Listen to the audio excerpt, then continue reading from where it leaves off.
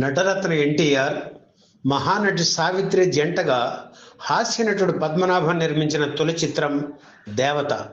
ఇందులో లెక్చరర్ ప్రసాద్గా ఎన్టీఆర్ నటించారు. తను ఎంతో ప్రేమించే భార్య సీత రైలు ప్రమాదంలో మరణించిందని తెలియగానే గుండె పగిలేలా రోధిస్తాడు ప్రసాద్. ఆ సన్నివేశం కోసం ఓ అద్భుతమైన నేపథ్య గీతం ఉంటే బాగుంటుందని దర్శకుడు హేమాంబరధరరావు, నిర్మాత పద్మనాభం అనుకున్నారు.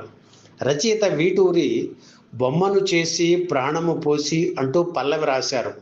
కానీ ఆ తర్వాత కలం ముందుకు కదలలేదు. 20 రోజులు ప్రయత్నించినా అనుకున్న విధంగా పాట రావడం లేదు. చివరకు మహాకవి శ్రీశ్రీని పిలిపించారు.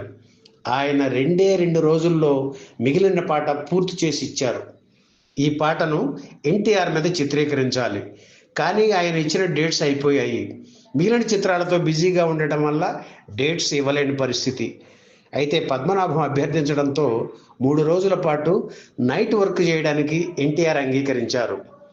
పగలంతా వేరే షూటింగ్స్లో పాల్గొని రాత్రి 9 గంటలకు దేవతా సెట్టుకు వచ్చేవారు ఎన్టీఆర్.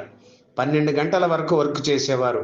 ఇలా గ్యాప్ లేకుండా పనిచేస్తుండటంతో ఆయనకు నిద్ర కరువైంది. అందుకే షార్ట్ గ్యాప్లో కునుకు తీసేవారు.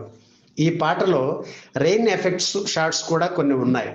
షార్ట్స్కి అంతా సిద్ధం చేసేసి కునుకు తీస్తున్న ఎన్టీఆర్ దగ్గరికి వెళ్ళి సార్ అని మెల్లిగా పిలిచేవారు డైరెక్టర్ హేమాంబరధరరావు.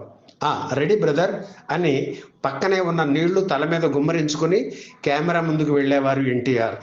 దేవత చిత్రంలో బొమ్మను చేసి ప్రాణము పోసి ఆడేవు నీకిది వేడుక పాట ఎంత హిట్ అయిందో మనకు తెలిసిందే.